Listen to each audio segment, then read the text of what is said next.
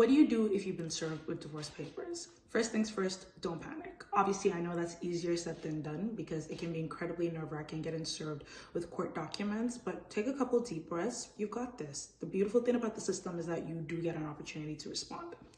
Next thing is you do want to look at the documents and see what kind of materials you've been served with. So if you live in Ontario, you've probably either been served with a Form 8A divorce application or you've been served with a Form 8 application. What's the difference? A Form 8A divorce application only deals with the divorce period. That's all that's being sought. On the other hand, a Form 8 deals with, if a person's seeking a divorce, if they're seeking child support, all the other incidentals that come out of a separation goes into a Form 8. Now, what do you do if you, what's the difference? How do you react if you've been served with either of them? If you've been served with a Form 8A and all your other issues have already been figured out by way of a separation agreement, so if you have a separation agreement dealing with all the other issues coming out of your separation, most of the time, there's not really much that you need to do after the Form 8A has been served. Again, you want to speak to a family law lawyer about your particular circumstances just to make sure that you're on the right path. But in many circumstances, there's not very much that you have to do. If, however, you've been served with a Form 8A and you're only seeking a divorce, but all your other issues have not already been figured out, then you're going to want to think about drafting an answer to respond to this and bring up all the issues that are outstanding. You're also going to want to draft an answer as well if you've been served with a Form 8. If you've been served with a Form 8 application as well. A Form 8 application, they're going to be, speaking about, this is what happened in the relationship. I'm seeking this kind of parenting time. I'm seeking this kind of child support, blah, blah, blah. In your Form 10, that's where you get to respond to all of this in terms of, okay, now what I'm seeking for parenting is X, Y, Z. What I'm seeking for child support on the basis of their income is X, Y, Z. What I'm seeking in terms of equalization is this, that, this, and that. You can also include torts, intrusion upon seclusion, the tort of family violence, depending on how the Supreme Court rules, because we don't have a decision on that yet. But all of that goes into your answer.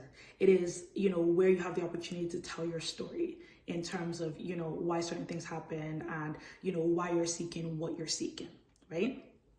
If you've been served with a Form 8, there's also a good chance that if there's, financial issues in your matter, you've either been served with a 13 if it's only support being sought, or a 13.1 if there's property issues. So that's something that you're also going to need to fill out, whether it's a 13 or a 13.1. You're going to want to speak to a lawyer on, which particular one makes sense in your circumstances, right? So this is also called a financial statement. In those documents, if you have to fill out, what your expenses look like, what your income is, all your assets and debts also go into those forms.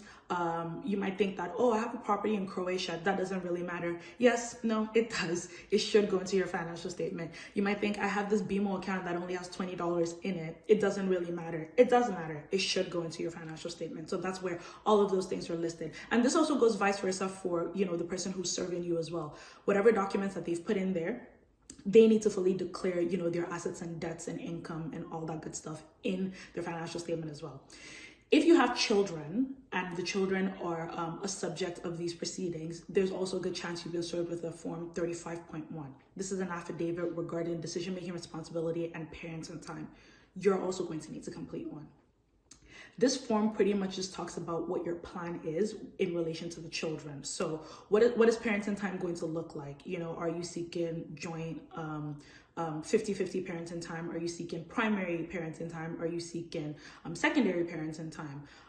Is it a situation where for decision-making responsibility, you kind of want like a joint decision-making responsibility situation? Or are you seeking more sole or like a split situation? The form will also go into, are there any, criminal charges against you at this point in time?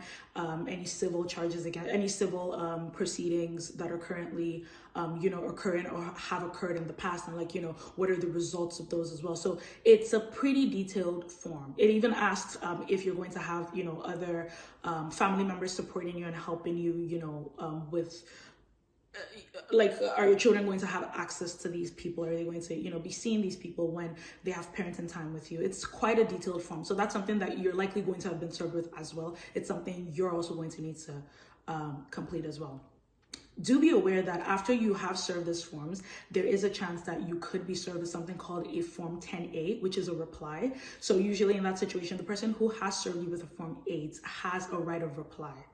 So they could be serving you with a Form 10A just to, respond to whatever you have said in your Form 10. But again, at that point in time, whatever you've been served with, the next step is to go to a case conference, and that's all stuff that's going to be hashed out at the case conference. If you do get served with divorce papers, speak to a lawyer ASAP. You only have 30 days if you are in Canada to respond to those materials, or you could be held in default and the other party could proceed uncontested and get the orders that they are seeking. If you are outside of Canada, you have 60 days. It seems like a lot of time. It's not. Speak to a lawyer so that you can start getting your materials together, and so you don't get any default judgments against you. I hope this has been helpful. Take care. Bye.